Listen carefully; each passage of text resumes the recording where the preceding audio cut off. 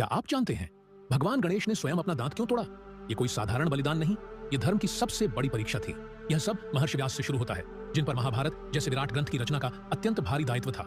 यह कोई साधारण कथा नहीं थी, बल्कि एक ऐसा महाकाव्य था जिसमें राजाओं, योद्धाओं, देवताओं और साधारण मनुष्यों सभी के भाग्य आपस में गूंथे हुए थे। व्यास जानते थे कि यह कोई सामान्य कविता नहीं है। इसके लिए ऐसे लेखक की आवश्यकता थी जो हर सूक्ष्म अर्थ, हर भाग्य परिवर्तन को समझ सके और अद्वितीय स्पष्टता तथा तीव्रता के साथ लिख सके। व्यास को एक ऐसे लेखक की आवश्यकता थी जो दिव्य हो, चतुर, धैर्यवान और बुद्धिमान। तभी उन्होंने बुद्धि और विघ्नों के नाशक भगवान गणेश का स्मरण किया। गणेश ने इस महान कार्य को स्वीकार किया, पर एक शर्त के साथ। व्यास को कथा का पाठ बिना रुके करना होगा। यदि लेखन के दौरान गणेश रुके तो व्यास भी बोलना बंद कर देंगे। इस समझौते ने कथावाचक और लेखक के बीच एक पवित्र लय रच दी, शब्दों और प्रेरणा का एक निरंतर प्रवाह। यही कथा एक निर्णायक मोड़ लेती है।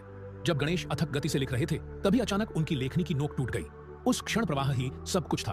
शब्दों की धारा को थमने से बचाने के लिए गणेश ने अपना ही एक दांत तोड़ लिया और उसी से लेखन जारी रखा। यह दृढ़ संकल्प और त्याग से जन्मा एक प्रतीक था, एक दांत यानी एक दंत जो उनके अडिग समर्पण का चिन्ह बन गया।